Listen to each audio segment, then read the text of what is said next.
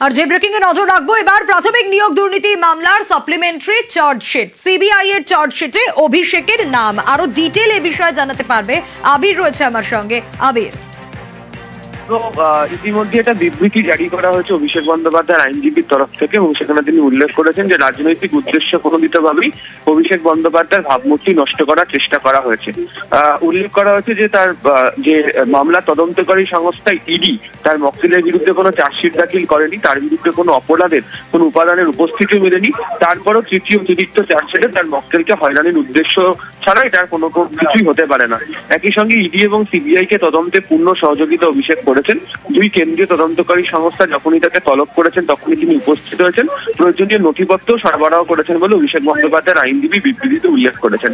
প্রসঙ্গত একটি চার্জশিটের ঘটনার প্রসঙ্গ উঠে এসছে এবং সেখানে জনৈক অভিষেক বন্দ্যোপাধ্যায়ের নাম তা নিয়ে চর্চা শুরু হয়েছে। তারই প্রেক্ষিতে অভিষেক বন্দ্যোপাধ্যায়ের আইনজীবীর তরফ থেকে এই বিবৃতি প্রকাশ করা হয়েছে। বেশ আবির। এদিকে আবারও ভুয়ো কল সেন্টারের হদিশ পাওয়া গেছে। কলকাতায় আবারও ভুয়ো কল সেন্টারের অভিযান। গার্ডেন রিচের হোয়াইট হাউসে কলকাতা পুলিশের হানা, আর সেখানে ভুয়ো কল সেন্টারের 4 কর্মীকে গ্রেপ্তার করা হয়েছে। ফের ভুয়ো কল সেন্টারের হদিশ। শহর কলকাতায় আবারও ভুয়ো কল সেন্টারে অভিযান চালানো হয়। গার্ডেন রিচের হোয়াইট হাউসে কলকাতা পুলিশের হানা, ভুয়ো কল সেন্টারের 4 কর্মী গ্রেপ্তার। কল সেন্টার থেকে উদ্ধার হয়েছে 1,18,00,000 টাকা। কল সেন্টার থেকে বাজেয়াপ্ত করা হয়েছে ল্যাপটপ, মোবাইল ফোনও।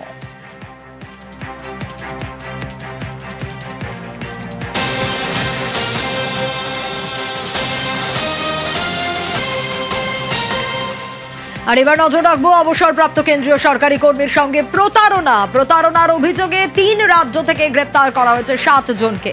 10 লক্ষেরও বেশি টাকা হাতিয়ে গ্রেপ্তার প্রতারকরা। বাঁকুড়ার শ্যামাপদ মণ্ডলকে ভয় দেখিয়ে প্রতারণার অভিযোগ। ডিজিটাল অ্যারেস্টের ভয় দেখিয়ে টাকা হাতায় প্রতারকরা। মুম্বাই কাস্টমস অফিসার হিসেবে পরিচয় প্রতারকদের।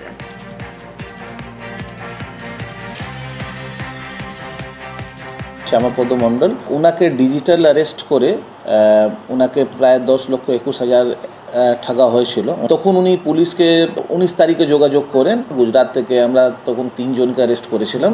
হায়দ্রাবাদ থেকে 1 জন অ্যারেস্ট হয়েছিল। উড়িষ্যা থেকে আমাদেরকে কুলু পটেলকে ধরলো। আর 24 তারিখে ওর একটা বন্ধু আছে অভিষিক্তা মেহের, ওকে অ্যারেস্ট করা হয়েছে। কতজন অ্যারেস্ট হয়েছে? এখন অবধি আমাদের 7 জন অ্যারেস্ট হয়েছে। এদের উপরও 1-2 জন আর আছে যার আন্ডারে এরা কাজ করে। ওটাই ওদেরকে আমরা এখনো ওদের পিছনে লেগে রয়েছে। ভুয়ো নথিতে আসল সিম দিয়ে সাইবার ক্রাইম চক্রের রমরমা। এবার কোচবিহারে সিম প্রতারণা চক্রের হদিশ পাওয়া গেল। 3 জনকে গ্রেপ্তার করেছে পুন্ডিবাড়ি থানার পুলিশ। পুন্ডিবাড়ি থানার পুলিশ গ্রেপ্তার করেছে 3 জনকে, কারণ ভুয়ো নথি কিন্তু সিম আসল। সিম দিয়ে সাইবার ক্রাইম চক্রের রমরমা বাজার। এবার কোচবিহারে সিম প্রতারণা চক্রের হদিশ পাওয়া গেল। 3 জনকে গ্রেপ্তার পুন্ডিবাড়ি থানার পুলিশের। স্টেট সাইবার ক্রাইম উইং থেকে একটা লিস্ট এসেছিল যেখানে অনেক ফেক সিমের ডেটা ছিল, যে সিমসকে নিয়ে অনেক সাইবার ক্রাইম করা হয়েছে। ওখানে কিছু পিওএস এজেন্ট যারা সিম দেয়, ইস্যু করে, ওদের নামও ছিল। তার উপরে তদন্ত করে পুন্ডিবাড়ি থানা পুলিশ 3 আলাদা কেস রেজিস্টার করে। একজন শুভাঙ্কর সাহা, হোগলা বাড়ি ওনার বাড়ি, কৌশিক রয়, জাগ্যা নারায়ণের কুঠি ওদের বাড়ি, প্রসেনজিৎ দে ভাড়ারাঙ্গরোষ ওর বাড়ি আছে। 3 জনকে পুন্ডিবাড়ি থানা পুলিশ অ্যারেস্ট করতে পেরেছে। তদন্ত চলছে। আইডি গুলোকে মিসইউজ করে এরা সিম ইস্যু করেছে টু দি সাইবার ক্রিমিনালস। শুধু কোচবিহারের এই ঘটনা তা নয়, জাল সিমের তদন্তে ইসলামপুর সাইবার ক্রাইম থানাও। দাড়িভিট কাশিবাড়ি থেকেও গতকালই 2 জনকে গ্রেপ্তার করা হয়। ধৃতদের হেফাজতে নিয়ে নাগারে জেরা পুলিশের। ধৃতদের থেকে 15টা জাল সিম বাজেয়াপ্ত করা হয়েছে। সেই ইনফরমেশন বেসিসে ইসলামপুর সাইবার পিএস থানা একটা রেড করে। সেই রেডে আমরা 2 জন আসামিকে ধরতে পারি যারা অ্যাকচুয়ালি ফেক সিম একটা চক্রের সাথে জড়িত ছিল। তাদের মধ্যে একজন হচ্ছে গোপাল সরকার এবং আরেকজন হচ্ছে সারজুল হক। তো ওনাদের 2 জনের কাছ থেকে আমরা 37টা সিম এখনো অবধি সিজ করেছি।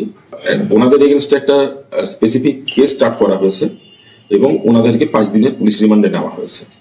রিমান্ড পিরিয়ডে আমরা ওনাদের কাছ থেকে আরো যে চক্রের সাথে আরো কারা জড়িত রয়েছে বা ওনারা কিভাবে এই জিনিসটাকে সাকসেসফুল করতেন সেটা আমরা খুঁজে বার করার চেষ্টা করব। সোশ্যাল মিডিয়ায় প্রতারণার ফাঁদ, পুলিশি তৎপরতায় শেষমেশ টাকা ফেরত পেলেন ব্যবসায়ী। টাকা ফেরত পেতে খুশি অশোকনগরের হিজলিয়ার ব্যবসায়ী। পার্টনারশিপে ব্যবসা করতে গিয়ে বিপদে পড়েন। সোশ্যাল মিডিয়ায় দিল্লির কোম্পানির সঙ্গে যোগাযোগ, কম দামে ইলেকট্রনিক্স সরঞ্জাম কিনে ব্যবসার টোপ। প্রথম অর্ডার তো ঠিকমতো পৌঁছয়, কিন্তু দ্বিতীয় অর্ডারে হয় সমস্যা। যখন 2,22,800 টাকা দিয়েও জিনিস পাননি, তখন অশোকনগর থানায় নালিশের পরেই ব্যাংক অ্যাকাউন্টের আর ব্যাংক মারফতেই ব্যবসায়ীর টাকা ফেরালো পুলিশ। ব্যাংক অ্যাকাউন্ট ফ্রিজ করে প্রতারকের খোঁজে পুলিশ।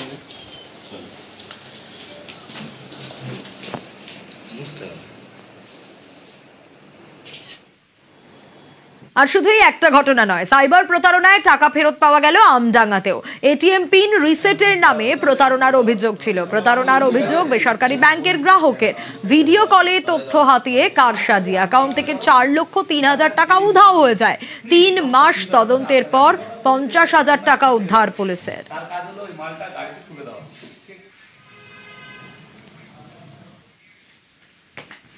পাসবই পায়ে তোমার নয়, প্লাস এটিএম পিনটা ভুল আছে, ওটাকে ঠিক করে দেবে। 4,03,000 ফ্রড হয়েছে। হ্যাঁ, 4,03,000। এখন আপাতত কত রিকভারি সম্ভব? আমারও আপাতত এই আমডাঙ্গা থানার পুলিশ আমাকে 50,000 টাকার মতো রিকভারি করে দিয়েছে। আমি চাইছি যে আমার টাকাগুলো পুরোপুরি উদ্ধার হোক। কথায় বলে না, রাখে হরি মারে কে। প্রতারণার ফাঁদ পাতা আছে, প্রতারণার ফাঁদে পড়েও ছিলেন, কিন্তু টাকাও পেয়ে গেলেন। 2,22,800 টাকা পুলিশ উদ্ধার করে দিল এই ব্যক্তি সোশ্যাল মিডিয়ায় প্রতারণার ফাঁদে পড়েছিলেন। কিভাবে প্রতারণার ফাঁদে পড়েছিলেন, এর পরিচয় কি, সবটা জানবো প্রতিনিধি জিয়াউলের সঙ্গে। জিয়াউল,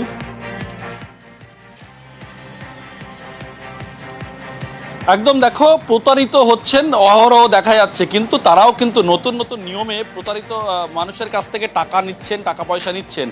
অর্থাৎ অশোকনগরে হিজলির বাসিন্দা ব্যবসায়ী, তিনি সোশ্যাল মিডিয়ার মাধ্যমে একটি বিজ্ঞাপন পান এবং দেখতে পারেন সেখানে ইলেকট্রনিক্সের সমস্ত মাল হাফ দামে কিন্তু তাকে দেওয়া হবে।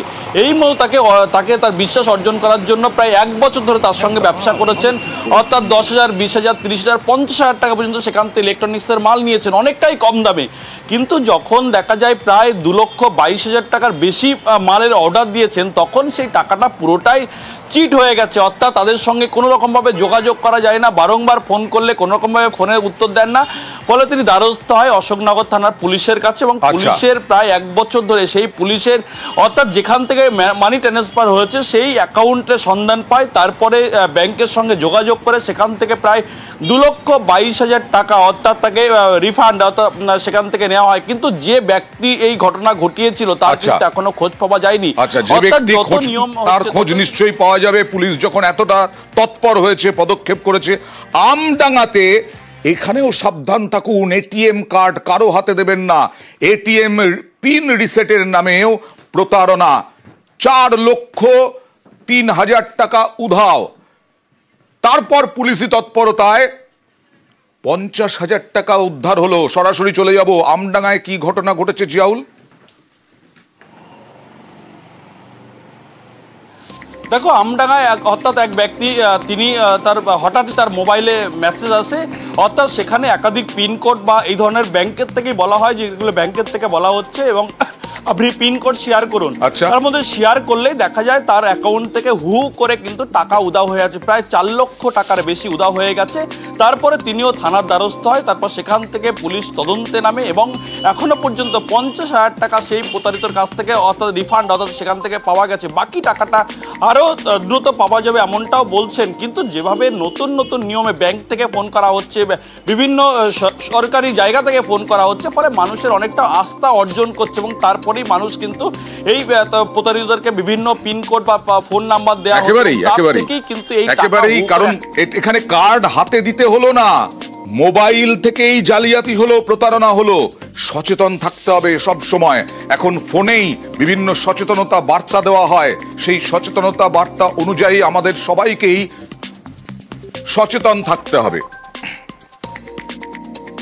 পাসবই পায়ে তোমার নয়, প্লাস এটিএম পিনটা ভুল আছে, ওটাকে ঠিক করে দেবে। 4,03,000 ফ্রড হয়েছে। হ্যাঁ, 4,03,000। এখন আপাতত কত রিকভারি সম্ভব? আমারও আপাতত এই আমডাঙ্গা থানার পুলিশ আমাকে 50,000 টাকার মতো রিকভারি করে দিয়েছে। আমি চাইছি যে আমার টাকাগুলো পুরোপুরি উদ্ধার হোক।